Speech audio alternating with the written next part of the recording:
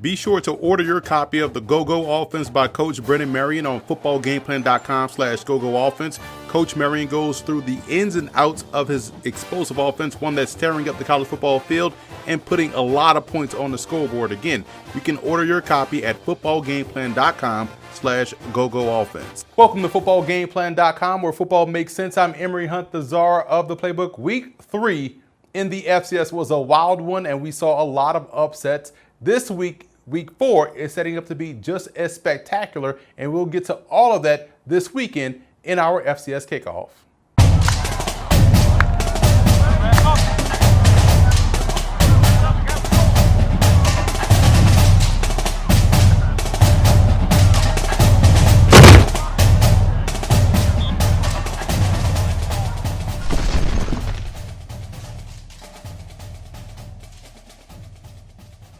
Welcome to the FCS Kickoff Show. I'm David Hassagen, and this is your 4-minute offense. The power struggle between the CAA and the Missouri Valley continues to get tighter and tighter, with little to decide between the two. The CAA had 6 teams in the top 25 going into Week 2, with new powers like Towson, Villanova, and Elon matching up well with traditional powers like JMU and Delaware. But the Missouri Valley Football Conference is far from backing away, with Illinois State and Youngstown State starting 2019 well, and sitting near the top with North Dakota State and South Dakota State. In Week 4, keep an eye on Villanova as they face Towson, and Illinois State hosting Northern Arizona.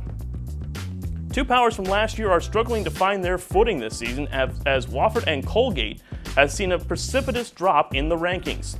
The Terriers got shocked by South Carolina State and then got by a reloaded Samford team to start 0-2. They will look to finally get going against Gardner-Webb. However, the Raiders may be in even worse shape. Colgate, who had one of the best defenses in Division I last year, have opened 0-3 in 2019 while allowing 41 points per game. And there is no rest for the weary as they will host Maine in Week 4. Questions abounded in Samford at the start of the year about who would take over for record-breaking quarterback Devlin Hodges. Well, 3 weeks in, it appears the Bulldogs have their answer in USF transfer Chris Oladokin. After coming off the bench in Week 1, the Tampa, Florida native has thrown for 652 yards in the last 2 weeks, accounting for 9 total touchdowns, in a close loss to Tennessee Tech and an upset win over Wofford. Samford will face Alabama A&M in Week 4. And this week, the Ivy League will get underway with the Tigers of Princeton having the target on their backs after going undefeated in 2018. Dartmouth and Yale are the primary challenges this year, with better seasons expected from Harvard and Columbia. Now here's another reason why you should choose FCS. I think the FCS gives a student athlete a chance to really develop in the classroom and on the field. And I don't think there's anything that gets in the way of the development of the student athlete. You know, whereas in sometimes other conferences, other levels of play, I think there's some things that could sway a student athlete in a wrong direction here or there. But I think at the FCS level, I think it's all about the student athlete. I think it's all about his development in the classroom and also on the playing field. And it really it keeps your values and your goals right in front of you. And I think there's less things that are going to take you away from those things.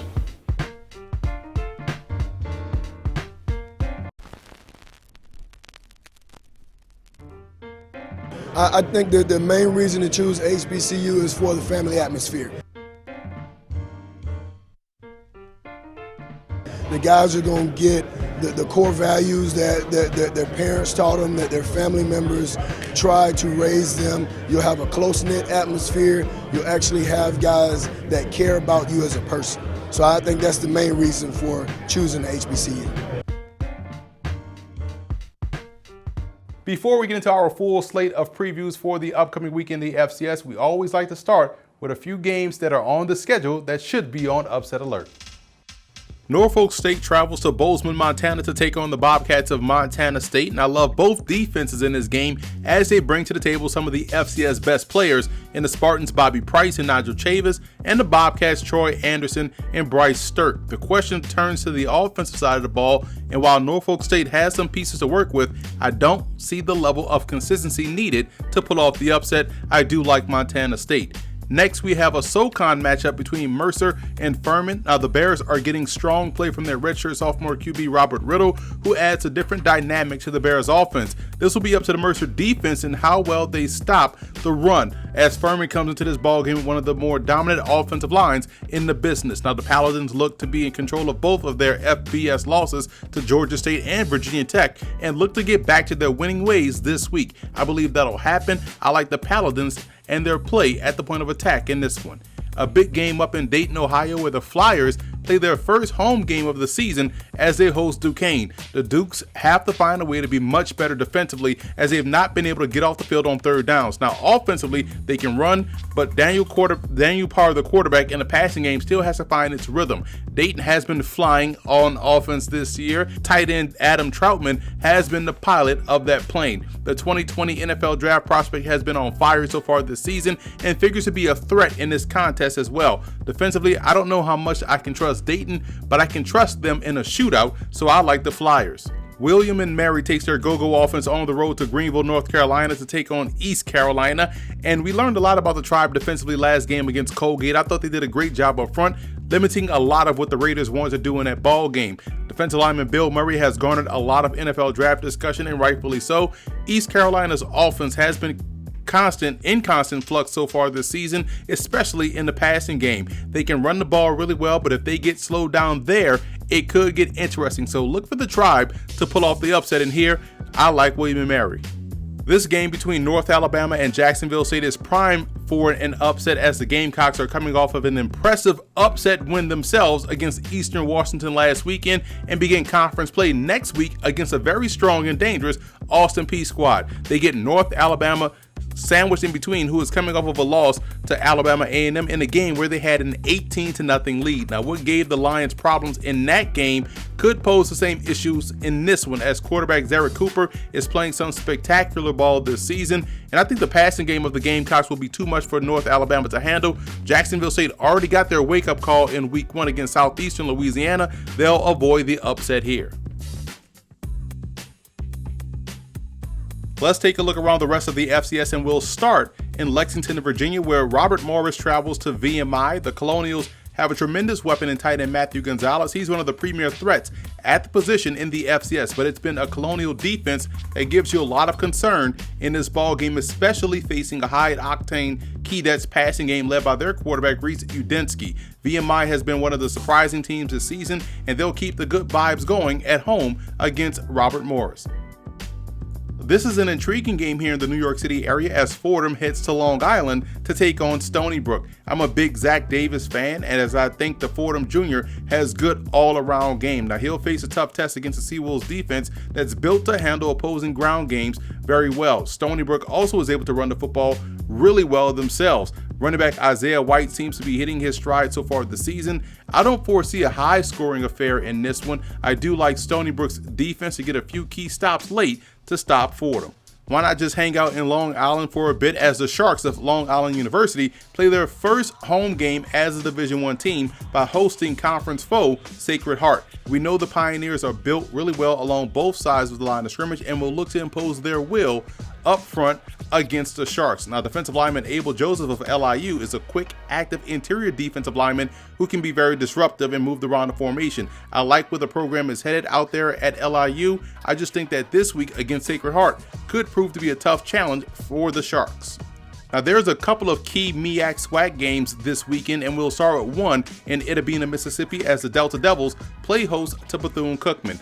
This will be only the second game of the season for the Wildcats against an FCS opponent, as their September 7th game against Southeastern Louisiana was canceled due to the hurricane. Now, they'll run up against a much improved Mississippi Valley State team led by quarterback Jarek Bryant, who's been a big part of the reason why Valley has been much improved and much more efficient offensively this season. On the other side of the ball, edge rusher Eric Powell and company have found ways to get to the quarterback, as they have 4.5 sacks on the season. I still like the Wildcats in this ball game, and although this isn't the same old Valley, Bethune-Cookman's balance and point of attack play will prove to be too much.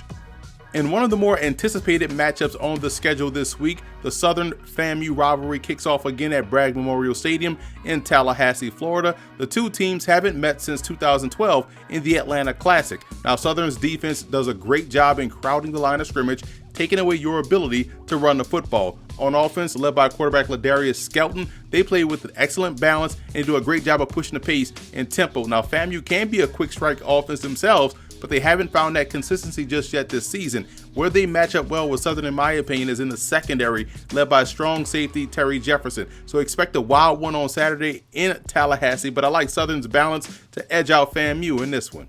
As the Ivy League kicks off its season this week, one matchup already has a ton of intrigue as the Brown Bears travel to Bryant to take on the Bulldogs. The intrigue comes from new head coach for Brown and James Peay, who was the head coach last year at Bryant. Now, what we know about Peay is that his offense will definitely put up a lot of points, so that combined with fresh legs has me taking the Brown Bears in this ball game. I love the defensive resolve of Bryant, but right now their offense is holding them back from racking up the victories. Another big matchup on the schedule involving an Ivy League opponent is between Yale and Holy Cross. Now, this is a huge game for Holy Cross as it's looking to notch a key out-of-conference win against what looks to be one of the top two teams in the Ivy League. The Crusaders did it with defense against New Hampshire and have had 2 weeks to prepare for the Bulldogs. Yale comes into this ball game with one of the better offensive squads in the Ivy League, led by quarterback Kurt Rawlins. Defensively, the Bulldogs look to be much better than what we saw in 2018. I do like Yale in this ball game. The running back combination of Zane Dudek and Alan Lamar should help Yale avenge last year's overtime loss to the Crusaders. A key matchup in Tennessee between Austin Peay and East Tennessee State. The Governors have looked impressive so far this season. They took care of business against a pesky Mercer's team last weekend, thanks in part to quarterback Javon Craig's dual threat capability. Now, the Bucks, on the other hand, lost to VMI mainly because they couldn't sustain drives offensively in a game in which they had a lead. So it also has to be concerning that the defense couldn't get stops inside the red zone. That's a bad omen, in my opinion, for this matchup. I like Austin Peay. In a game where both teams can make a statement, we have the Davidson Wildcats and the Campbell Camels kicking off in Bowie's Creek, North Carolina. The Wildcats have been outstanding defensively this year. To me, this has been the biggest story of the season, more so than an explosive offense that they bring to the table. The Camels are getting great play from their freshman QB, Haj Malik Williams. The 6 feet, 205-pounder from Atlanta has been both efficient and effective at the pivot position this season.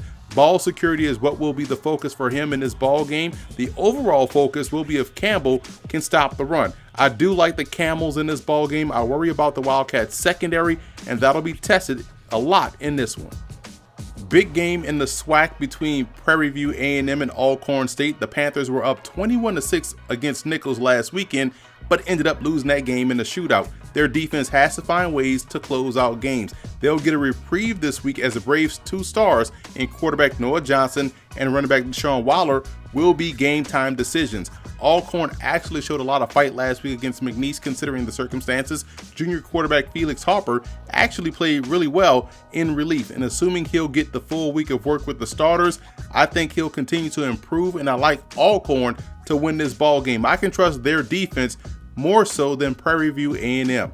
Pivotal matchup in the Southland Conference between Incarnate Word and Sam Houston State. The Cardinals' offense is already in midseason form, especially with what they do in the running game. Defensively, they have to get much better on that side of the ball. They lost a lot last year due to graduation, and they're working through the communication issues that we've seen so far on that side for their defense. Now, Sam Houston State has played some really good ball so far this year. Red zone defense has been their bugaboo as it was last week in the loss to North Dakota. I think they're built more to play a back and forth game as opposed to a grinded out situational battle. I think they'll get the shootout they want here, and I like them to win and outgun Incarnate Word. Staying in the Southland Conference with another matchup as Lamar makes a trip to Hammond, Louisiana to battle with the Lions. Defensively, I've been impressed overall with the Cardinals. This is their first real test for them, however, as the Lions come in bringing with them a lot of balance behind stellar play from their quarterback, Chasen Virgil. The Lions have quietly been very good themselves defensively, especially against the run, and I think they'll take care of business and move on to 2-1 on the season. The last time the Penn Quakers and Delaware Blue Hens met on a gridiron was 1983. This week will be a test for both the Penn offense and Delaware defense. I'm a big fan of Quaker running back Brooks, as he'll go up against a defense in Delaware that has had its issues in resetting the line of scrimmage. Now, if the Blue Hens want to win this game, they have to win at the point of attack. The Quakers QB Nick Robinson, the former Georgia Bulldog, will get the start this week, and if he can provide stability to the passing game, it will go a long way in helping them win. I do like Penn in the upset here, knocking off the CAA's Delaware Blue Hens. Monmouth heads out to Missoula, Montana to take on the Grizzlies, and the Hawks have to get better defensively. Monmouth plays good ball control on offense, and they can put teams away early if they're able to keep their foot on the gas defensively and get after the quarterback, continue to be opportunistic. I believe, and if they can do that, they'll be just fine. Now, the Grizzlies defensively, they have been very good this season. They do a great job of adjusting at halftime and are strong situationally. If Monmouth is going to win, they'll have to get off to an early start against Montana. Look for a tight game here, but I do like the Grizz to slip past the Hawks at home. When Northern Arizona and Illinois State meet up this weekend, there will be two questions that I will be looking forward to seeing get answered. One, can Northern Arizona stop the Redbirds' ground game led by James Robinson? And two, can the Redbirds stop the aerial attack of the Lumberjacks led by quarterback Case Cookis? The answer to both questions can be no, but it's the former, not being able to stop the run, that'll be detrimental to team success. I do like Illinois State. Huge battle in the CAA between Villanova and Towson. The Wildcats have been outstanding defensively this year, seemingly playing at a record pace. On offense, what a fine quarterback Daniel Smith has been for this program since grad transferring from Campbell. The Towson Tigers are one of the premier squads in the FCS this season, and they face their toughest test of the year, and they'll have to go into that battle without their talented and versatile tailback Shane Simpson, who will miss the rest of the season with an ACL injury. While talented, I don't think the Tigers have enough to put strain on that Wildcats defense. I like Villanova. The second-ranked James Madison Dukes head to Chattanooga to take on the upset-minded Mocs. The Dukes have been dominant on both sides of the ball this season and have done a great job of maximizing their opportunities with the ball as well. So far this season, James Madison have scored 11 touchdowns on their 18 red zone attempts. Chattanooga's offense hasn't been as potent as originally thought coming into this season. They've only averaged 14.6 points a game and have struggled to sustain drives. That's not exactly what you want to hear when facing a team like James Madison. I'll take the Dukes in this one.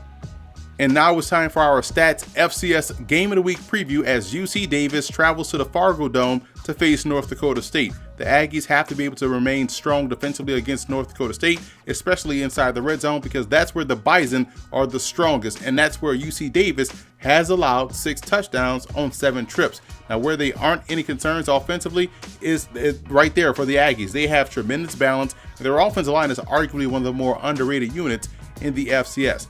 North Dakota State's offense is being spearheaded by a Peyton Award candidate in quarterback Trey Lance.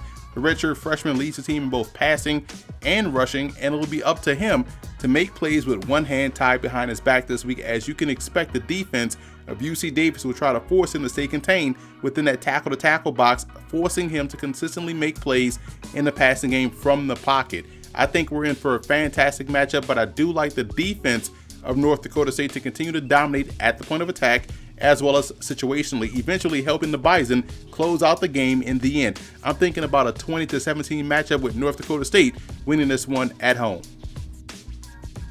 So that's it for Football Game Plan's FCS Kickoff. Be sure to follow us on all of our social media accounts, and don't forget to check out and subscribe to the Football Game Plan Network located at youtube.com/footballgameplan, where you can find our FCS Whip Around, where our FCS correspondents take you around all 13 of the conferences in the football championship subdivision. Also subscribe on iTunes to Football Game Plan Podcast and leave us a 5-star rating, where you can find our FCS Opening Drive podcast, where David Hassagen and myself give you all of the news, notes, and tidbits around the FCS.